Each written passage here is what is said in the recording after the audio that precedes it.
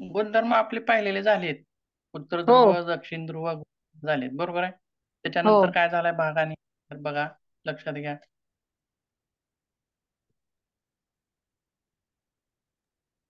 तर कोणता ते भाग झालेला आहे? स्थानिक मुख्य दोन प्रकार. हम्म. हा, लोहचे दोन मुख्य प्रकार उपचार बरोबर. पद्धतीचे. चुंबकीय उपचार पद्धतीमध्ये आपण आलो होतो. तर ध्रुवाचे हे जे गुणधर्म. प्रकार चाललेत स्थानिक प्रकार. हो हो हो हो, ते पण हम्म. प्रकार संपलेले आहेत. हा आता आता बरोबर आहे बघा. तिसरा चाललाय चुंबकीय जल प्रकार. हा, चुंबकीय जलचिकित्सा याच्यामध्ये आपल्याला बघायचं होतं स्थानिक उपचार आणि सार्वत्रिक दैहिक उपचार हे सुद्धा संपलेले होते. सार्वत्रिक दैहिक उपचारामध्ये काय सांगितलं होतं आपण बघा, शरीराचे किती भाग केले होते? 4 भाग. सांगता येतील का 4 भाग कोणते? हो सर. सांगा बघू. नाभीच्या वरच्या भागावर जे विकार होतात हा, तो एक, नंतर दुसरा वर- नाभीच्या खालच्या भागावर, परत म्हणजे हा, दक्षिण ध्रुव म्हणजे डाव्या सर्व बाजूला, देही आणि सर्व उत्तर ध्रुव देही म्हणजे उजव्या फक्त बाजूला, म्हणजे असे 4. फक्त फक्त भाग सांगा, भाग सांगा नुसते. ध्रुव सांगू नका, फक्त भाग. सर्व देही सर ना. हो, सर्व दैहिक मध्येच त्याच प्रकारामध्ये आपण उपचार कशा देत होतो त्याच्यामध्ये, तर त्याच्यामध्ये शरीराचे काही भाग केले होते. किती भाग केले होते? तर नाभीच्या वरचा एक, नाभीच्या नाभीच्या खालचा खाली आणि उजवा. एक, दोन. मागची आलं लक्षात? पुढची असं हा. हा. मागचा आणि पुढचा, पुढचा हे दुसरा हं. प्रकार. आणि दुसरा तिसरा प्रकार कसा? उजवा आणि डावा. डावा. हं. आलं लक्षात? असे हं. हम्म. प्रकार केले होते. आणि त्याच्यामध्ये बघा, ध्रुव कसे ठेवायचे होते आणखीन एकदा सांगतो, त्या दिवशी व्यवस्थित समजलं नसेल तर बघा. वरच्या भागावर उत्तर ध्रुव. आणि आता बघा, वरच्या भागावर जर उपचार करायचे असतील तर सार्वत्रिक उपचार पद्धतीमध्ये काय आहे?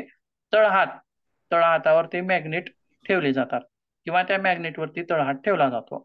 आणि खालच्या भागावर उपचार करायचा असेल तर तळपायावरती म्हणजे खालच्या बाजूनं मॅग्नेटवरती तळपाय ठेवले जातात. अशा स्वरूपामध्ये हे झाले सर्व दैहिक उपचार.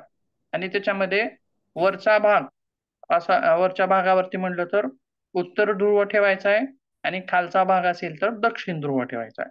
आलं लक्षात? त्याच्यानंतर उजवा भाग असेल तर उत्तर ध्रुव ठेवायचा आहे, डावा असेल तर दक्षिण ध्रुव ठेवायचा आहे.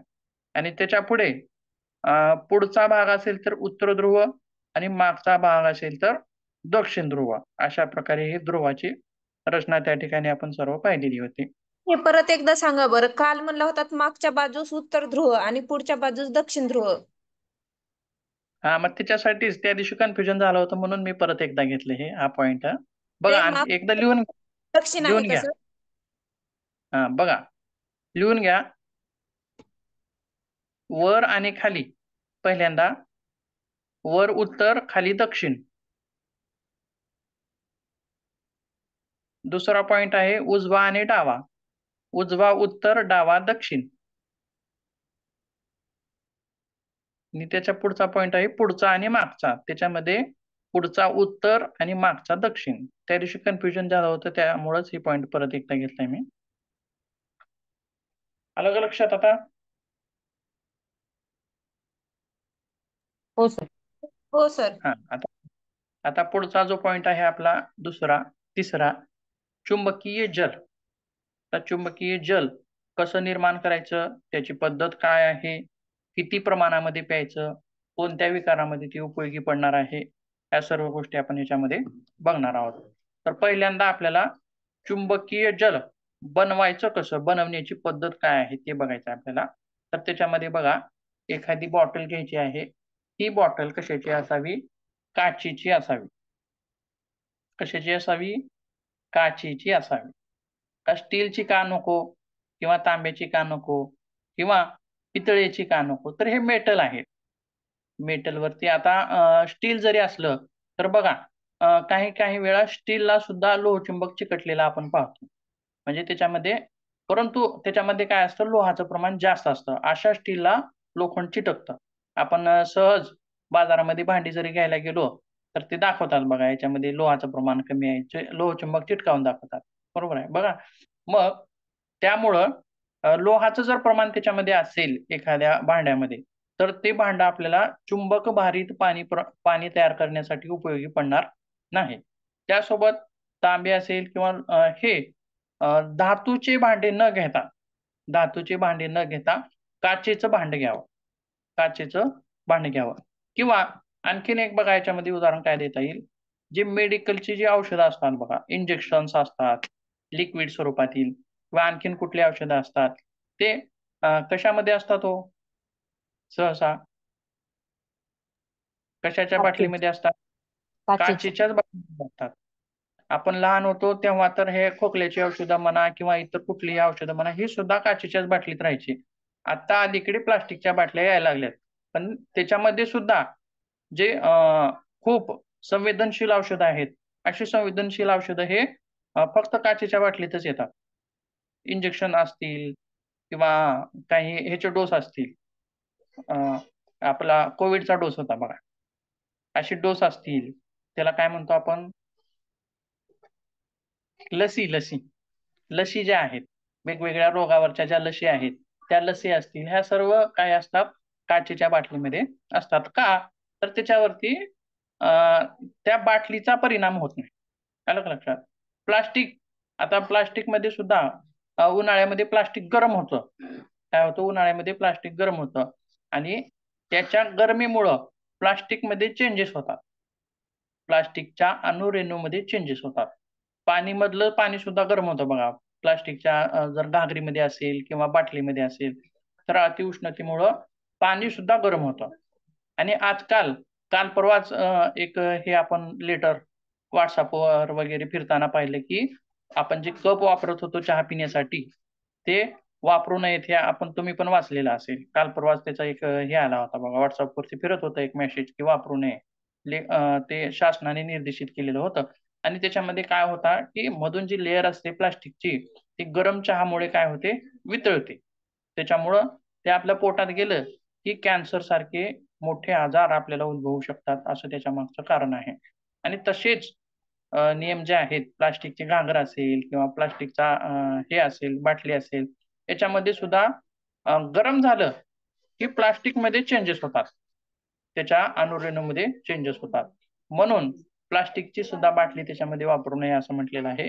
विशेष करून काचेची बाटली उपलब्ध करून घ्यावी आणि तिच्यामध्येच आपल्याला हे चुंबक भारित पाणी निर्माण करायचं आहे. त्याच्यानंतर ह्या बाटलीचं बोच लावलेलं असावं आणि त्याच्यानंतर ही बाटली सुद्धा एखाद्या लोखंडाच्या याच्यावर ठेवायची नाही. म्हणजे लोखंडाचं काही जर सरफेस असेल, तशा सरफेसवरती ठेवायची नाही. म्हणजे लोखंडाचा टेबल म्हणा असं किंवा फरशीवरती सुद्धा ठेवायची नाही. लाकडाचा पाट असेल, तर त्याच्यावरती ती बाटली ठेवावी. कारण लाकडाचा पाट कसा असतो? विद्युतरोधक असतो किंवा एखादी ऊर्जा जी आहे, ती वाहून नेण्याचं काम हा लाकडाचा पाट करत नसतो. त्याच्यामुळं लाकडाचा पाट वगैरे असेल, तर त्याच्यावरती आपण ती बाटली ठेवू शकतो. माती चिकित्सेमध्ये सुद्धा तसंच बघितलं पहा. माती जी कालवायची आहे, 24 तास जी भिजत ठेवायची माती होती, ती माती मातीच्याच भांड्यामध्ये आणि लाकडाच्या पाट्यावर अशी ठेवायची होती ती. त्याच्यानंतर आता पुढे काय बघायचं आहे बघा. मग लोहचुंबक कसे लावायचे? आता या बाटलीला लोहचुंबक कसे लावायचे बघा. तर 2 ध्रुव घ्यायचे. आलं का लक्षात? 2 ध्रुव घ्यायचेत आणि एका बाजूला उत्तर ध्रुव लावायचा, एका बाजूला दक्षिण ध्रुव लावायचा. आलं लक्षात? बाटली घेतली होती बघा आताच कुठे ठीक आहे. ठीक आहे. आता समजा ही बाटली आहे असं समजूया.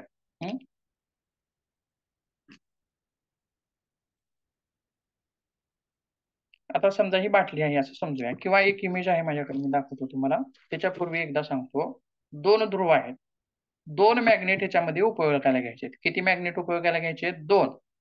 आणि 2 मॅग्नेट म्हटलं की एका मॅग्नेटला उत्तर दक्षिण आणि दुसऱ्याही मॅग्नेटला उत्तर दक्षिण असे 2 ध्रुव असणार आहेत. आलं लक्षात? 2 ध्रुव असताना आता हे मॅग्नेट कसे लावायचे? या बाजूने एक मॅग्नेट लावायचा आहे आणि दुसरा मॅग्नेट या बाजूने लावायचा. आलं लक्षात? असं दोन्ही बाजूने मॅग्नेट लावायचे. पण लावताना मजले जे ध्रुव आहेत आता समजा इकडून उत्तर ध्रुव लावलेला असेल तर इकडून काय करायचं आहे, इकडून दक्षिण ध्रुव लावायचा. लक्षात बघा तर एका इमेज मध्ये. आता तुम्ही म्हणाला एक इकडून लावायचं आणि एक इकडून लावायचं, पण आपण बसलो जिथे आता बसलोय पूर्व पश्चिम उत्तर दक्षिण असं काय असतं का त्याच्यामध्ये? ते पण सांगतोय ना मी, ते सांगायचंच आहे तुम्हाला, पुढे आहे तो पॉईंट. हा बसण्याचा काय संबंध याच्यामध्ये येणार नाही. हा जो प्रयोग आहे हा कशावरती आहे, बाटलीवरती प्रयोग आहे. म्हणजे आपण काय कसं बसलो याचा काही संबंध नाही त्याच्यामध्ये, फक्त त्या बाटलीवरती ही प्रक्रिया होणार आहे. आणि त्याच्यामध्ये सुद्धा उत्तर ध्रुव आपण जिकडून लावतोय तो लावताना त्या उत्तर ध्रुवाचं तोंड उत्तरेकडे असायला पाहिजे. लक्षात. आणि दक्षिण ध्रुव जिकडून लावतोय त्यावेळी त्या दक्षिण ध्रुवाचं तोंड दक्षिणेकडे असायला पाहिजे. आता समजा आपण दक्षिण ध्रुव लावतोय आणि मॅग्नेट फिरवून उत्तर ध्रुवाचा सरफेस दक्षिण ध्रुवाकडे करतोय, ते मात्र चुकीचं आहे त्याच्यामध्ये. लक्षात. समजते का? कन्फ्युजन होते काय? परत बघा एकदा याच्यामध्ये सांगता. पाहू शकतो बघा.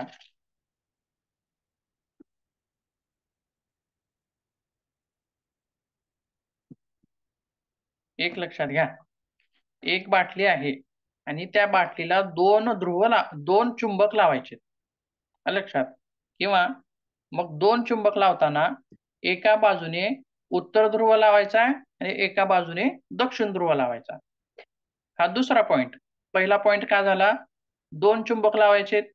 दुसरा पॉइंट काय झाला, एका बाजूने उत्तर ध्रुव लावायचा आहे आणि दुसऱ्या बाजूने दक्षिण ध्रुव लावायचा. हा दुसरा पॉइंट झाला.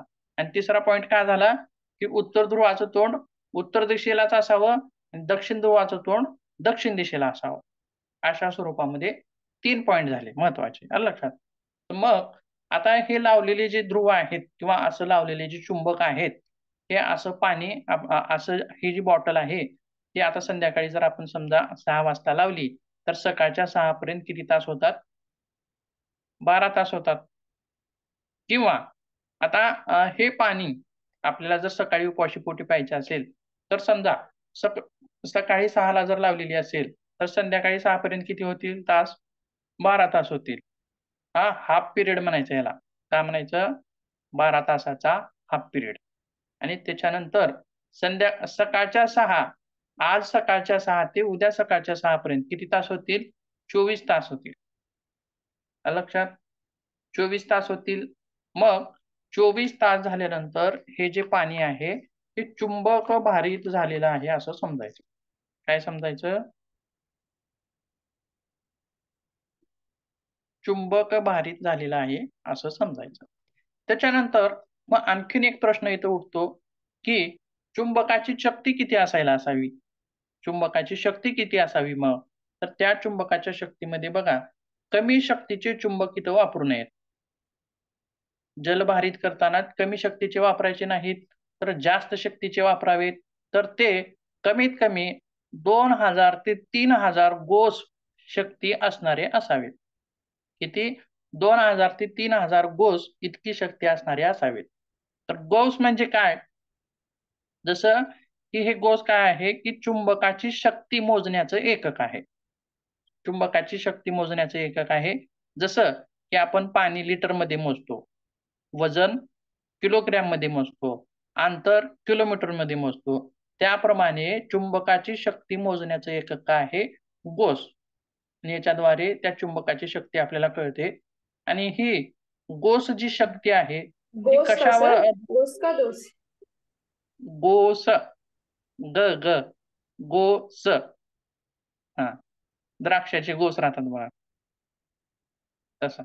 ठीक आहे. मग बघा कुठपर्यंत आलोय आपण, 3000 ते 2000 अशी त्यांची क्षमता असावी. म्हणजे जास्तीत जास्त क्षमता असलेले चुंबक तिथं वापरायचे. आणि कमीत कमी जास्तीत जास्त 24 तासापर्यंत आपल्याला ते पाणी ठेवायचं आहे. आणि 24 तासानंतर ते पाणी चुंबक भारित झालेलं आहे असं समजायचं आहे. आणि ते पिण्यासाठी योग्य आहे, उत्तम आहे. योग्य आहे आणि उत्तम आहे. पण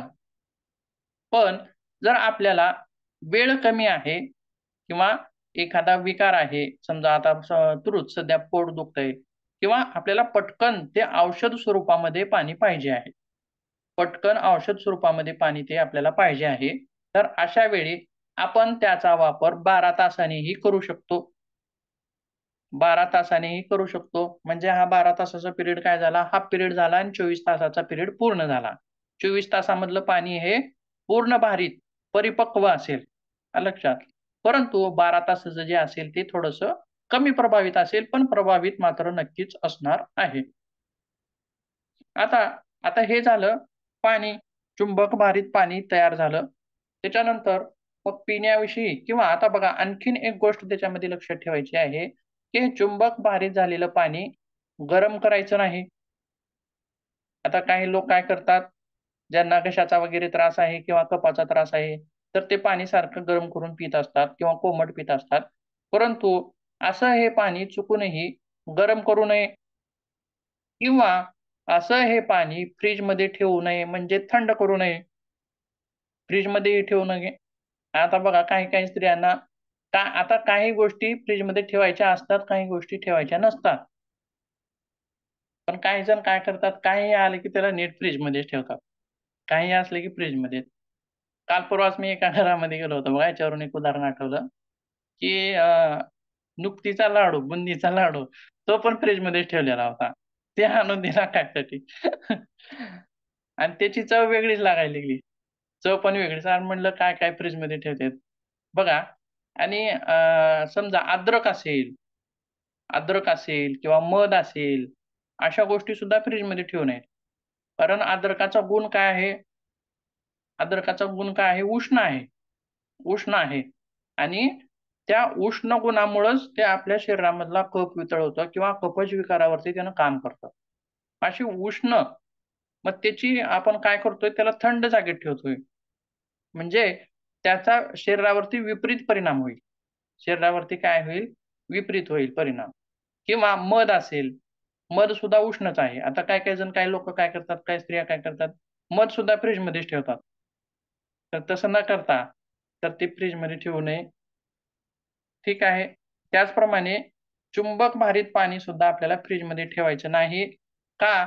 तर ह्या फ्रिजमध्ये सुद्धा एक वेगळ्याच लहरी, ज्या यांत्रिक स्वरूपाच्या म्हणजे शीतलहरी असतील किंवा जे इलेक्ट्रिक करंट जे आहे, ते करंट सुद्धा या फ्रिजमध्ये वाहत असतं किंवा त्याच्यावरती ते फ्रिज चालत असतं.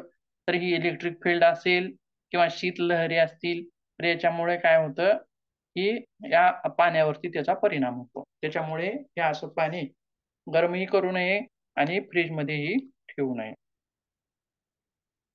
त्याच्यानंतर बघा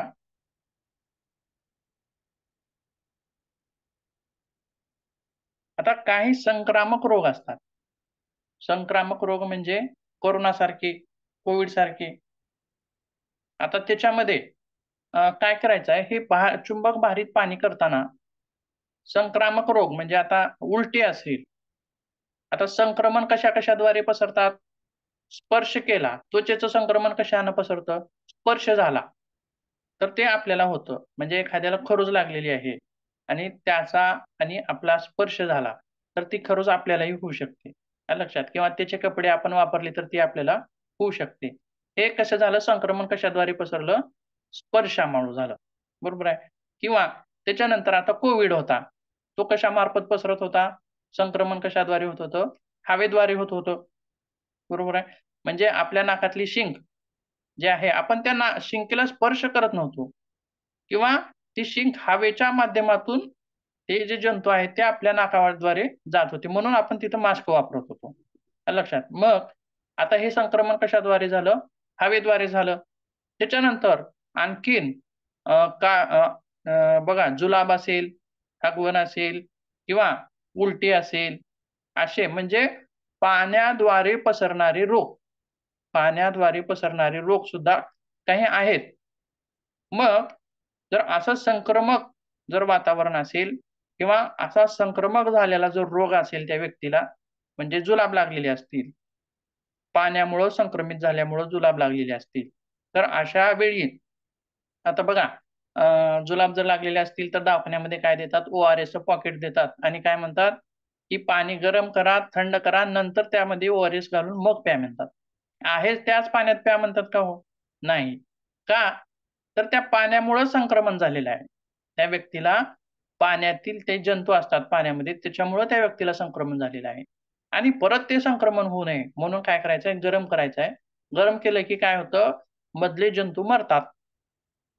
जे काही जंतू असतील, ते सूक्ष्मजीव असतील ते मरतात आणि परत थंड करायचं आणि मग ते आपण ORS घालून पीत असतो. त्याचप्रमाणे मग असा संक्रमणाचा काळ असेल, आता संक्रमणाचा काळ म्हणजे बघा, ज्याप्रमाणे कोविड ही महामारी पसरली होती, त्याप्रमाणे पूर्वीही काही अशा महामाऱ्या पसरल्या होत्या, की एका व्यक्तीची म्हणजे अंत्यविधी करून येईपर्यंत दुसरा व्यक्ती मरून पडलेला असायचा. पूर्वीच्या काळामध्ये त्या महामारीचं नाव काहीतरी आहे माझ्या लक्षात नाही. पण ही कशाद्वारे पसरली जाणार होती? पाण्याद्वारे प्लेग पसरली. होतं सर, प्लेग.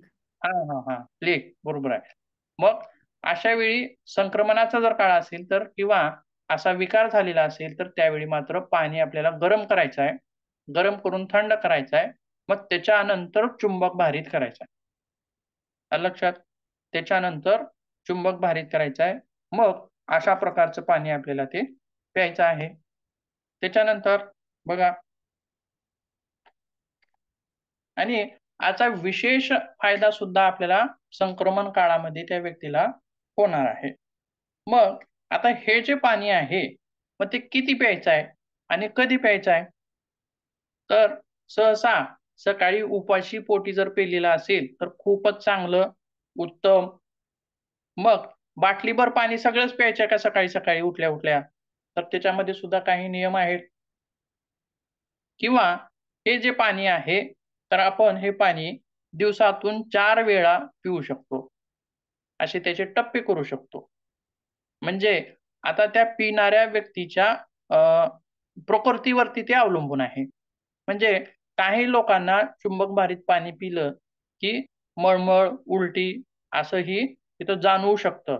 त्याच्यामुळं किंवा आपण पहिल्या दिवशी हे पाणी पिताना अर्धं प्यावं, त्याच्यानंतर दुपारी अर्धं प्यावं, अशा स्वरूपामध्ये प्यावं. एकदाच सगळं पाणी पिऊ नये आणि त्याच्यानंतर जर त्याचा दुष्परिणाम आपल्यावरती काही होत नसेल, त्याचा दुष्परिणाम जर आपल्यावरती काही होत नसेल, तर त्यावेळी मात्र आपण ते पूर्ण पिऊ शकतो. पण आता बघा आपण तपासणी करून घेतो किंवा पेनिसिलिन जे इंजेक्शन आहे, ते देताना डॉक्टर लगेच देत नाहीत. अगोदर थोडंसं देतात आधी. मग एक अर्धा तास थांबा म्हणतात, मग पुन्हा या म्हणतात. म्हणजे त्याचं काय इन्फेक्शन किंवा त्याचे काही दुष्परिणाम आपल्या शरीरावरती होतात का ते तपासतात. आणि जर दुष्परिणाम नाही दिसून आले, की मग ते इंजेक्शन देऊन टाकतात. मग तशा प्रकारे हे पाणी पिताना सुद्धा पहिल्या दिवशी चतुर्थांश पाणी प्यायचं आहे. म्हणजे त्या बाटलीचे आपण 4 भाग केले. पाव भाग पाण्याचा, त्या पूर्ण पाण्याचा पाव भाग हा पहिल्या दिवशी प्यायचा आहे. आणि त्याच्यानंतर जर काही दुष्परिणाम आपल्यावरती दिसून नाही आले, की मग आणि हे जे पाव भाग असे आहेत, ते दिवसातून आपण 4 वेळा ते आपण पिऊ शकतो. 4 वेळा पिऊ शकतो किंवा जर दुष्परिणाम नाही दिसून आले, तर हे पाणी आपण दिवसातून 2 वेळा अशाही स्वरूपामध्ये पिऊ शकतो. म्हणजे कधी-कधी सकाळी उपाशी पोटी 1 आणि त्याच्यानंतर संध्याकाळी 1. त्यासोबत जर ताप वगैरे आलेला असेल, तर अशा वेळी मात्र हे पाणी जास्त प्यावं. जास्त प्यावं. आणि हेच पाणी जर लहान मुलाला पाजायचं असेल, तर ते सुद्धा पाव ग्लास पाणी आपण त्यांना पाजवावं लहान मुलांना. मोठ्या माणसांना मात्र 4 टप्पे करून आपण ते पिऊ शकतो किंवा 2 टप्पे करून पिऊ शकतो. परंतु लहान मुलांना द्यायचं असेल तर फक्त पाव भागच पाणी त्या मुलांना द्यावं. किंवा आता आणखीन एक विशेष गोष्ट याच्याबद्दल आहे, की आपण रोजचं जे पाणी पितो, तशा पाण्याच्या प्रकारे आपण ह्या पाण्याचा उपयोग करू नये. म्हणजे आपण त्याच्याबद्दल काही दुर्लक्ष करतो बघा. म्हणजे त्याच्याबद्दल काही भीती नसते मनामध्ये. आपण रोजचं जे पाणी पितो, त्याच्याबद्दल काही भीती असते का हो मनामध्ये? काहीच भीती नाही. कितीही पिलं तर काही होत नाही. 1 ग्लास प्या, 2 ग्लास प्या, 3 ग्लास प्या, काही होणार नाही. सकाळी प्या, दुपारी प्या, संध्याकाळी प्या, रात्री प्या, कधीही प्या, काही होणार नाही. पण हे चुंबक भारित पाणी तसं निष्काळजीपणाने एकदाच जास्त प्रमाणामध्ये पिऊ नये, असं हे सुद्धा महत्वाचं आहे. त्यासोबत आता आणखीन एक गोष्ट महत्वाची म्हणजे बघा काय आहे त्याच्यामध्ये, आपण हे पाणी पिण्यासाठी तर वापरतोय. लक्षात. पिण्यासाठी तर वापरतोय, ठीक आहे. मेन महत्वाचा मुद्दा किंवा मेन उद्देश काय आहे या पाण्याचा? पिण्यासाठी. आलं लक्षात. पण आणखीन एक त्याचा उपयोग काय आहे? तर डोळे धुणे, म्हणजे डोळ्याच्या बाबतीत जर काही समस्या असतील तर आपण ते डोळे धुण्यासाठी सुद्धा आपण वापरू शकतो. किंवा एखाद्या भागामध्ये समजा जसं की गजकरण झालेला आहे, तर तो विशिष्ट भाग असतो. आता ते गजकरणाचा जो सर्कल होतो बघा, ते एका विशिष्ट भागापुरता. ते आपण धुवू शकतो. किंवा एखादी जखम झालेली आहे, तर असं जखम सुद्धा त्या पाण्याने धुवू शकतो. बघा, मलमपट्टी करताना सुद्धा आपण काय करत असतो? अगोदर ती जखम जी आहे, डॉक्टर काय करतात? जखम जी आहे ती काय करतात? स्वच्छ धुवून काढतात सुरुवातीला. त्याच्यानंतर मलमपट्टी करतात. म्हणजे काय? तर एखादे जंतू वगैरे त्या जखमेवरती बसलेले असतील, तर ते जंतू निघून जावेत त्याच्यासाठी. आणि इन्फेक्शन पसरू नये त्या जखमेमध्ये, त्याच्यामुळं सुद्धा तशी धुतात. त्याचमुळे हे पाणी, चुंबक भारित पाणी सुद्धा आपण जखम धुण्यासाठी वापरू शकतो. किंवा भाजलेला आहे, पोळलेला आहे, अशा वेळी सुद्धा आपण हे चुंबक भारित पाणी वापरू शकतो तिथं धुण्यासाठी. बघा, आता हे पाणी वापरण्याची पद्धत झाली. पाणी वापरण्याची पद्धत झाली. मग याच्यानंतर आता याचे लाभ काय आहेत ते बघायचं. काय बघायचं आपल्याला? याचे लाभ काय आहेत त्याच्या बाबतीत बघा. काय काय लाभ करतं हे चुंबक भारित पाणी?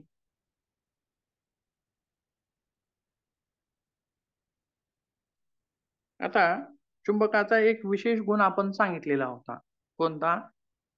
चुंबकाचे जे ध्रुवीय गुण होते वेगवेगळे, त्याच्यामध्ये थंड गुण सुद्धा एक होता.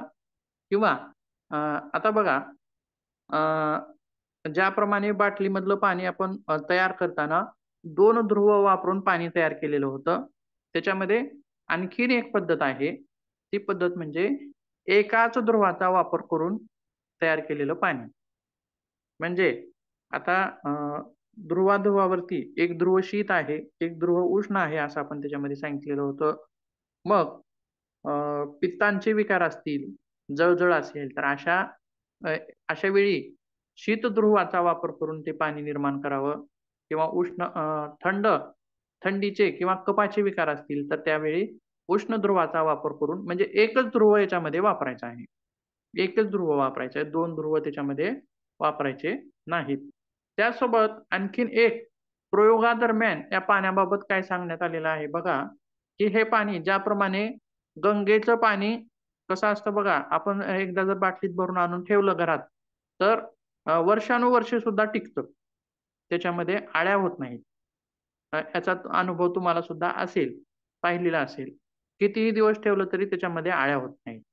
त्याचप्रमाणे हे चुंबक भारित केलेलं पाणी जे आहे, ते सुद्धा पाणी गंगेच्या पाण्याप्रमाणे त्याच्यामध्ये आळ्या होत नाहीत. म्हणजे ते इतकं निर्जंतुक होतं, इतकं म्हणजे ते खराब होत नाही, असं त्यामागे सांगण्याचा उद्देश आहे. त्यासोबत बघा, विषारी द्रव काढून टाकण्याचा किंवा विष, आपण त्याच्यामध्ये सांगताना काय म्हणलंय? थंड गुण आहे किंवा उष्ण गुण आहे किंवा आणखीन एक गुण काय सांगितलेला होता? तर विषाक्त द्रव्य काढून टाकण्याचा सुद्धा गुण त्याच्यामध्ये आहे, असं सुद्धा म्हटलेलं होतं. त्याच्यामुळे शरीरातील विजातीय तत्व, शरीरातील जे टाकाऊ तत्व आहेत, ते टाकाऊ तत्व शरीराबाहेर काढून टाकण्यासाठी सुद्धा आपल्याला हे पाणी उपयोगी पडणार आहे. त्यासोबत लठ्ठपणा असेल, पोटाचा घेर वाढलेला असेल, कमरेचा घेर वाढलेला असेल, म्हणजे थोडक्यात आपण काय म्हणूया, वजन वाढलेलं असेल, अशा वेळी सुद्धा हे पाणी उपयोगी पडतं. त्यासोबत आणखीन काय म्हणलेलं आहे, हे चुंबक भारित जे पाणी आहे ते पाणी मूत्रल आहे असं म्हटलेलं आहे. मूत्रल म्हणजे काय, तर बघा आयुर्वेदिक काही औषधी आहेत जसं की गोखरू आहे. आता या गोखरूला काय म्हणलेलं आहे, मूत्रल आहे असं म्हणलेलं आहे. म्हणजे जास्त प्रमाणामध्ये लघवी आणणारं असं त्याला म्हणायचं आहे मूत्रल औषध. म्हणजेच आता बघा मूतखडा असेल तर अशा विकारामध्ये ही मूत्रल औषधं दिली जातात. म्हणजे वारंवार लघवी व्हावी आणि त्याच्याद्वारे हे मूतखड्याचे खडे वगैरे आहेत ते पटकन त्याच्या द्वारे वाहून जावेत असा त्याच्या मागे एक उद्देश असतो. त्याचप्रमाणे हे जे पाणी आहे चुंबक भारित पाणी आहे, हे पाणी सुद्धा मूत्रल आहे असं म्हणलेलं आहे. लघवी मोकळी करणारं आहे असं म्हटलेलं आहे. त्याच्यामुळं मूत्राशयाशी संबंधित काही विकार असतील किंवा मूतखडा असेल तर तो सुद्धा या पाण्याने विरघळून निघून जातो असं सुद्धा म्हटलेलं आहे. त्यासोबत आणखीन काय म्हणले बघा, रक्तात कोलेस्ट्रॉल जमा होणे किंवा हे जे पाणी आहे तर कोलेस्ट्रॉलला कमी करणारं आहे असं सुद्धा म्हटले. किंवा कोलेस्ट्रॉल साचण्याची जी प्रक्रिया असते आपल्या, आता हे कोलेस्ट्रॉल कुठं जमा होतं, कुठं साचतं, तर आपल्या रक्तवाहिन्यामध्ये ते साचत असतं. तर हे कोलेस्ट्रॉल जमा होण्याची जी प्रक्रिया आहे या प्रक्रियेलाच अवरोध करण्याचा गुण सुद्धा या चुंबक भारित पाण्यामध्ये आहे असं म्हटलेलं आहे.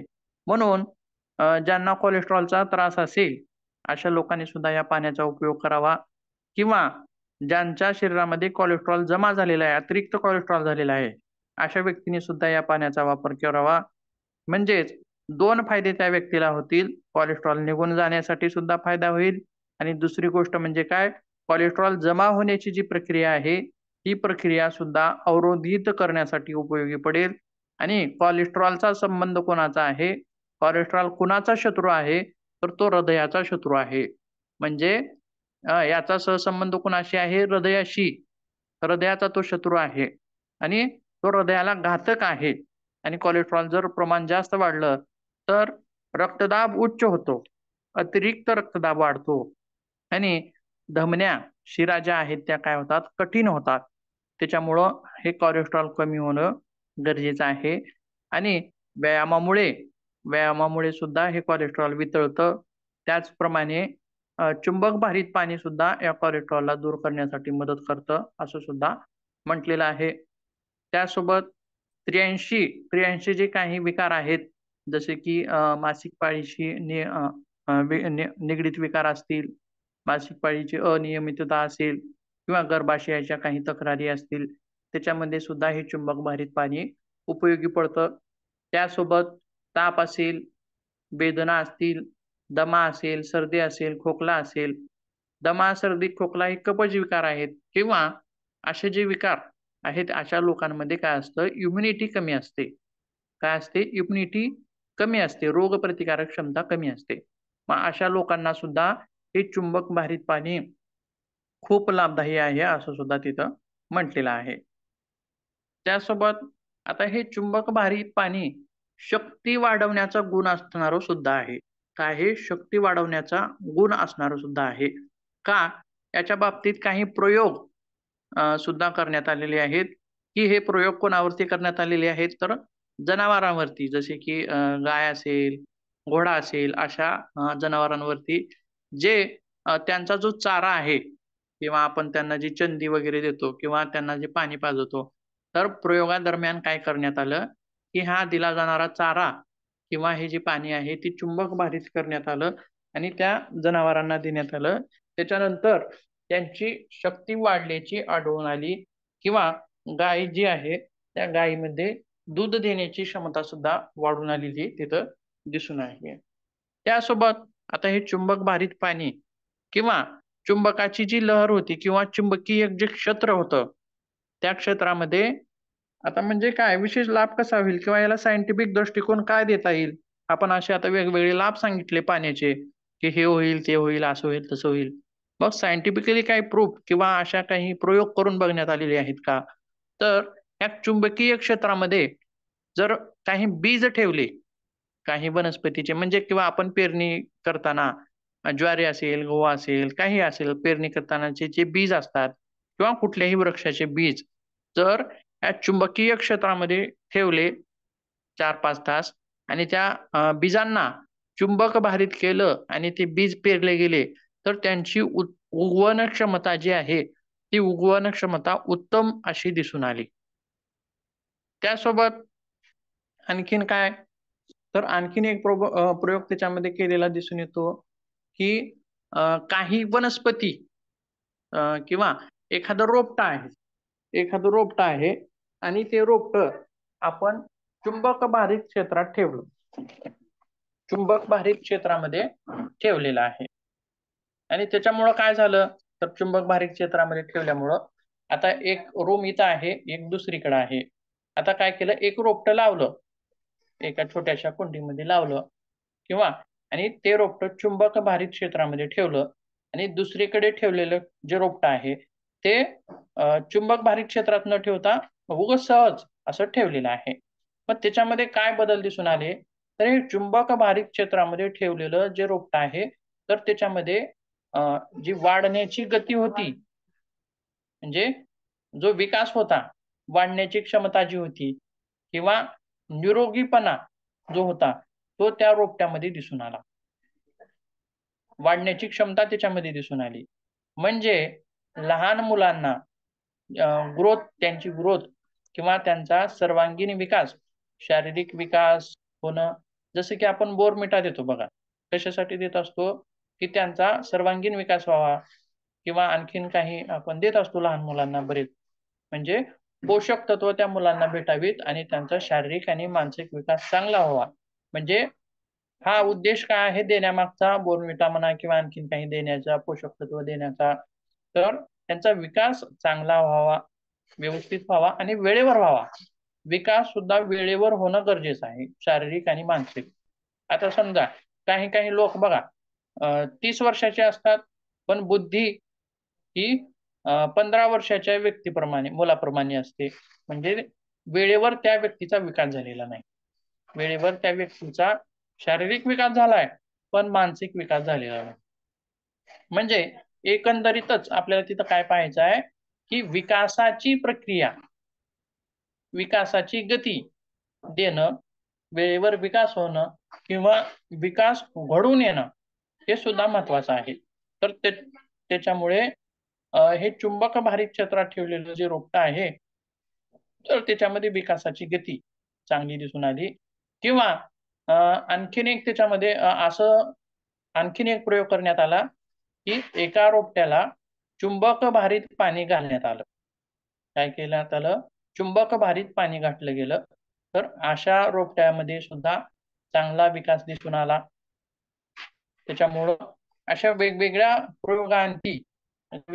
प्रयोगांती आपल्याला असं सांगता येतं, की हे चुंबक भारित पाणी जे आहे, ते पाणी आपल्या शरीरासाठी, आपल्या शरीराच्या विकासासाठी हे खूप अनुकूल आहे असं सुद्धा म्हटलं जातं. सर हा बोला. स्त्रियांनी तुम्ही म्हणालात ना स्त्रियांच्या अनेक विकारांवर सुद्धा हे पाणी उपयोगी आहे म्हणून. आपण जर प्रेग्नेंट वुमन असेल तर त्यांनी हे पाणी प्यायचं की नाही? प्रेग्नेंट नाही, पाणी द्यायचं नाही त्यांना. ते पुढे येणार आहे आपल्याला, कोणी प्यायचं आहे आणि कोणी प्यायचं नाही. किंवा चुंबक चिकित्सेमधली सावधानी काय आहे ते आपल्याला पुढे बघायचं आहे. त्याच्यामध्ये आपण पाहणार आहोत कोण प्यायचं आहे, कोण प्यायचं नाही किंवा तर हे गरोदर पाणी स्त्रीला किती द्यायचं दिवस आहे. प्यायचं? हा आपल्या किती आता हे दिवस किती प्यायचं? दिवस हे आपल्यावरती अवलंबून असू शकतं. अच्छा. आपल्यावरती अवलंबून असू शकतं. एखादा विकार त्याच्यामध्ये आपला किती फरक पडतोय, किती दिवसांमध्ये फरक पडतोय, आलं लक्षात. तर तो विकार कमी होत चाललेला आहे, परंतु जोपर्यंत पूर्णतः कमी झालेला नाही तोपर्यंत ते प्यायचं आणि पूर्णतः कमी झाल्यानंतर सुद्धा काही दिवस ते थोडे दिवस प्यायचं आहे, आलं लक्षात. पण सर एखादे औषधोपचार चालू असतील आणि त्याबरोबर आपण हे पाणी पित असू मग त्याचा आपल्याला कसं कळणार फरक? म्हणजे एखादा व्यक्ती जर आजार असेल एखाद्याला आणि तो औषध पण घेतोय आणि चुंबकीय पाणी पण घेतोय, मग ते कसं औषध किती दिवस? एक लक्षात ठेवा, आता हम्म. औषधोपचार जर ॲलोपॅथीचे चालू असतील ॲलोपॅथीचे जर औषधोपचार चालू असतील तर त्यावेळी हे चुंबक भारित पाणी घ्यायचं नाही आपल्याला. त्या औषधोपचाराची प्रक्रिया पूर्ण झाल्यानंतर आपल्याला मग हे पाणी प्यायचं आहे. किंवा एखादी आयुर्वेदिक वगैरे औषधं असतील तर त्यावेळेस ठीक आहे, पण ॲलोपॅथीची औषधं असताना आपल्याला या पाण्याचा उपयोग तिथं करायचा नाही. त्याचे सुद्धा काही डोस असतात, 3 दिवस, 5 दिवस किंवा काही 8 दिवस हे दिलेले असतात गोळ्या लिहून आपल्याला. परंतु काही जे विकार असतात ते क्रॉनिक असतात. जसं की गुडघेदुखी, कंबरदुखी असे काही क्रॉनिक विकार सुद्धा असतात. अच्छा. मग हे सर पाणी ज्यावेळी चुंबकीय होतं त्यावेळी ते उष्ण होतं का? म्हणजे त्याचं गुणधर्म बदलतो का पाण्याचा त्या असं? म्हणजे चुंबक हे केल्यानंतर गुणधर्म बदलतो का? दोन्ही उष्ण किंवा थंड असं ते होत नाही. उष्ण किंवा थंड त्याचं टेम्परेचर मध्ये परिणाम होणार नाही. जे रूम टेम्परेचर असेल तेच त्या पाण्याचं टेम्परेचर असेल, पण त्यांच्या गुणामध्ये मात्र काही बदल होणार आहे. गुणामध्ये बदल होणार आहे. जसं की आपण एखाद्या द्रवाचं पाणी क्षारीय होतं किंवा आम्लीय होतं हे म्हणलेलं आहे. हे प्रयोगादरम्यान सिद्ध झालेलं आहे. प्रयोगादरम्यान ते सिद्ध केलेलं आहे, म्हणजे त्याचे गुण बदललेले आहेत. आलं लक्षात? त्याच्यामध्ये गुण बदलण्याचा दृष्टिकोन दिसून आलेला आहे. परंतु ते उष्ण होतं किंवा गरम होतं हे मात्र तिथं होत नाही. अशी प्रक्रिया तिथं घडत नाही. जर पाणी थंड झालं असतं लोहचुंबक ठेवून तर थर्मस जे आपण जसं वापरतो की थर्मसचा उपयोग काय करतो, तर गरम पाणी ठेवलेलं असेल तर गरमच राहतं, थंड ठेवलेलं असेल तर थंडच राहतं. मग चुंबकाचा वापर करून जर पाणी गरम करता आलं असतं किंवा थंड करता आलं असतं तर त्याच्यासाठी सुद्धा उपकरणं निर्माण झाली असती किंवा त्याच्यासाठी बाटल्या वगैरे तयार झाल्या असत्या की फ्रीजमध्ये पाणी न ठेवता चुंबकीय क्षेत्रामध्ये ठेवून पाणी थंड करा आणि प्या, अशा प्रकारे पुन्हा झालं असतं, पण ते तसं होत नाही किंवा घडत नाही. त्यासोबत हे चुंबक भारित जे पाणी आहे ते काही जीवांना, सूक्ष्म जीवांवरती काही प्रयोग करण्यात आले या चुंबक भारित पाण्याचे, आणि त्याच्यामध्ये असं दिसून आलं की त्यांचं जे जीवनमान आहे, जीवनमान सूक्ष्म जीव जगण्याची प्रत्येकाचा एक जीवनाचा एक काय असतो पिरियड, म्हणजे एक्सपायरी डेट. लक्षात? जशी एखाद्या प्रोडक्टची एक्सपायरी आणि ही डेट असते तसं, म्हणजे ते जीवनमान जे आहे ते सूक्ष्मजीवांचं जीवनमान लांबलं असं सुद्धा त्या प्रयोगादरम्यान दिसून आलेलं आहे. म्हणजे जीवनीय शक्ती देणारं असं हे पाणी आहे असं सुद्धा आपण त्याला म्हणू शकतो. आणि विशेष याच्यामध्ये जर लक्ष ठेवायचं म्हटलं तर या पाण्याद्वारे पाणी पिल्यानंतर तर काही एखाद्या व्यक्तीला त्याचे दुष्परिणाम दिसत असतील किंवा उलटी, मळमळ असं दिसत असेल तर अशा व्यक्तींनी अ, त्या निसर्गोपचार तज्ञ लोकांच्या मार्गदर्शनानुसार या पाण्याचा वापर करावा. किंवा काही क्रॉनिक डिसीज किंवा गुंतागुंतीचे रोग असतील, जुनाट रोग, गुंतागुंतीचे रोग असतील तर अशा वेळी सुद्धा या पाण्याचा वापर करताना एखाद्या तज्ञाचा विचार घेऊन पाण्याचा तो वापर करावा. तर हे झालं चुंबक भारित पाणी कसं तयार करायचं, किती प्यायचं, कोणत्या वेळेला प्यायचं आणि ते पिल्यानंतर काय फायदे होतात हे सर्व आपण याच्यामध्ये आता पाहिलेलं आहे. याच्यामध्ये काही शंका असेल तर तुम्ही तिथं विचारू शकता.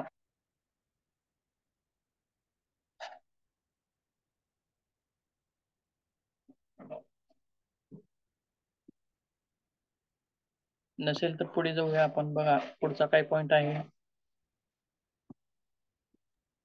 हो सर, पुढे जाऊया. ठीक आहे. बघा पुढे काय पाहायचं आपल्याला. हे चुंबकीय उपचार पद्धती आपल्या जवळपास संपलेल्या आहेत. सर्वदेहिक उपचार, स्थानिक उपचार आणि चुंबकीय जल.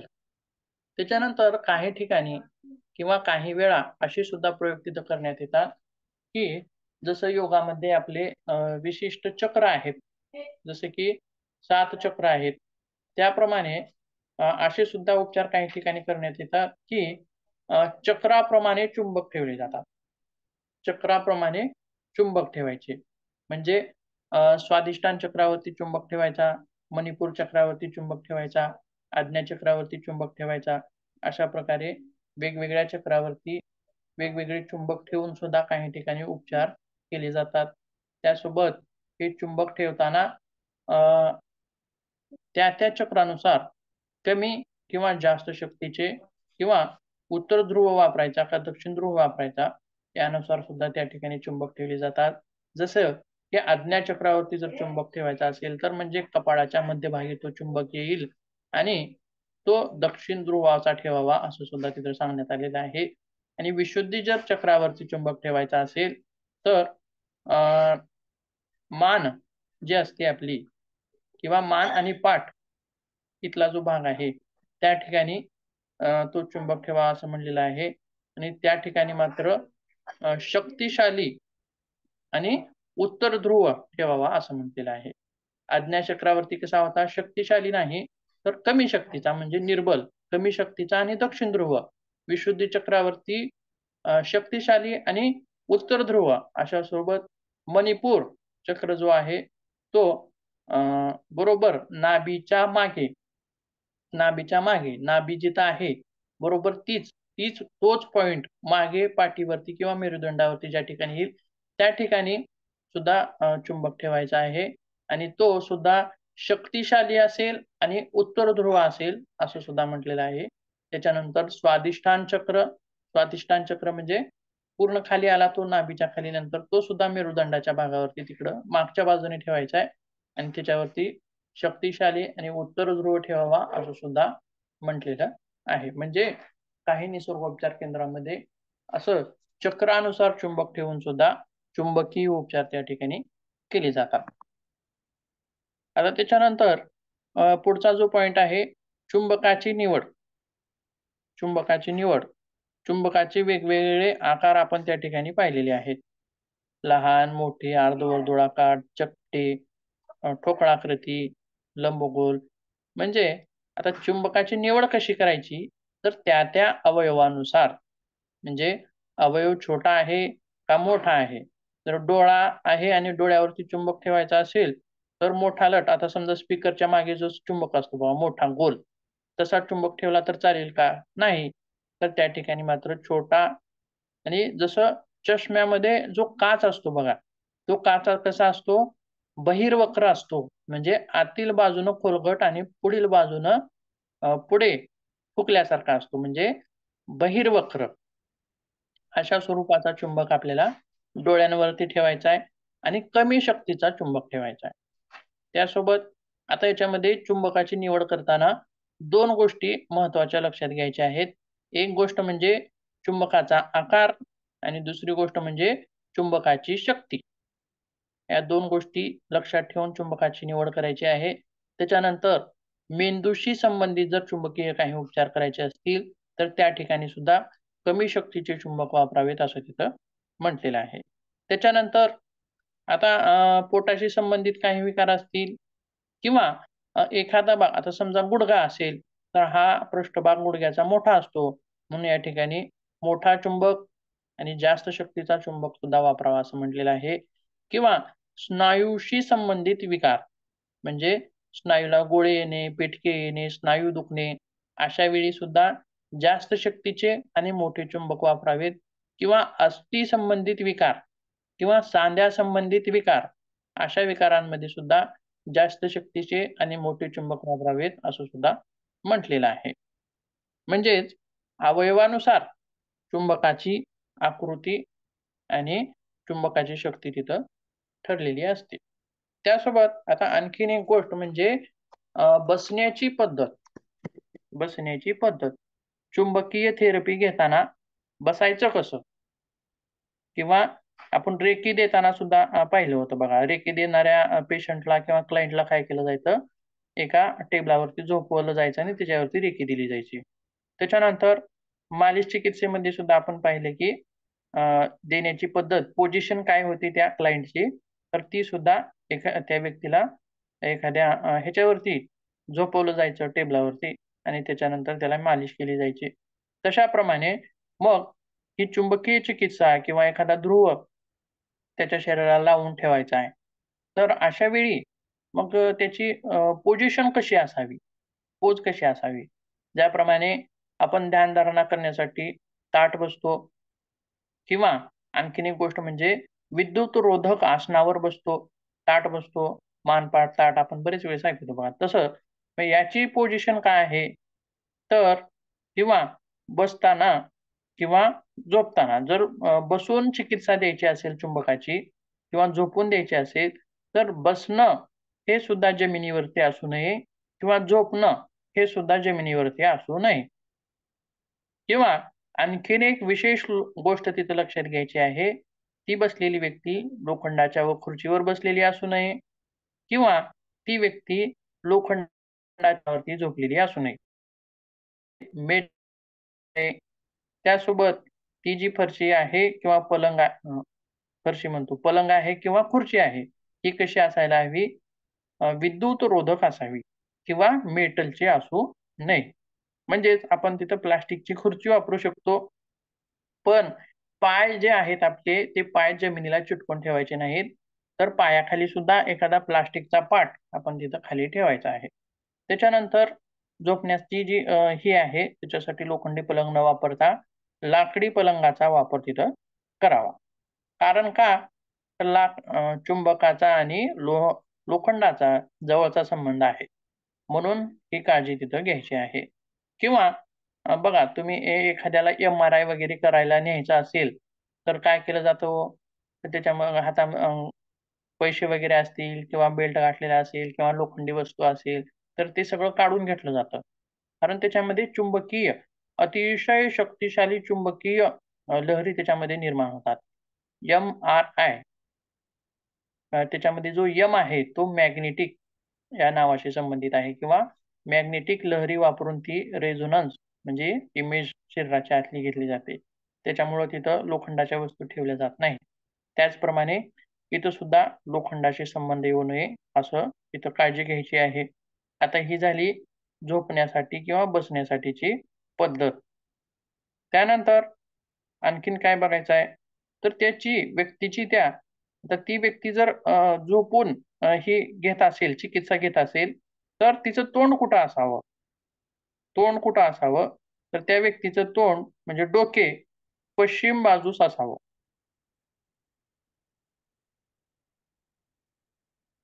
पश्चिम बाजूस असावं आणि त्याचा उत्तर भाग, त्याच्या शरीराचा उजवा भाग हा उत्तरेकडे यावा आणि डावा भाग दक्षिणेकडे यावा अशा पद्धतीने झोपायचा. लक्षात अशा पद्धतीने त्या व्यक्तीला तिथं झोपवायचं आहे. किंवा त्या व्यक्तीला आपण जर समजा बसून किंवा उभं राहून ही चिकित्सा देत असेल, तर त्यावेळी मात्र पुढचा भाग जो आहे म्हणजे समोरचा, तो भाग कुठं असेल? पश्चिमेकडे असावा. लक्षात बघा, समजते का?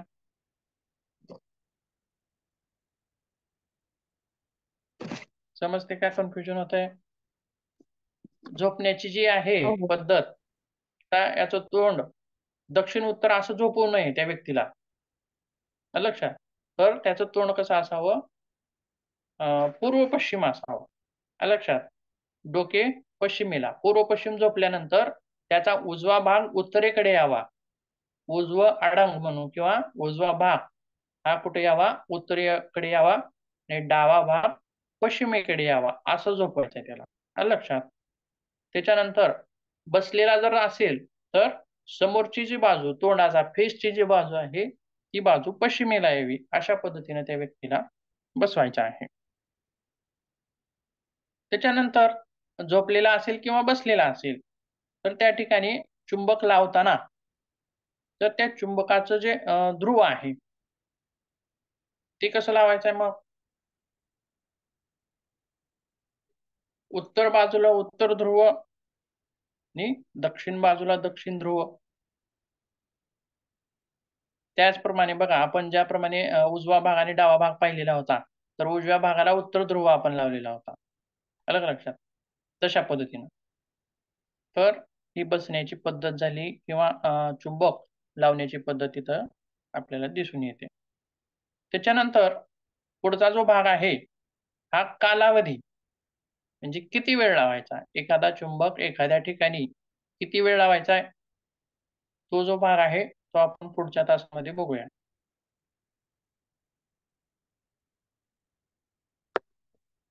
थांबूया.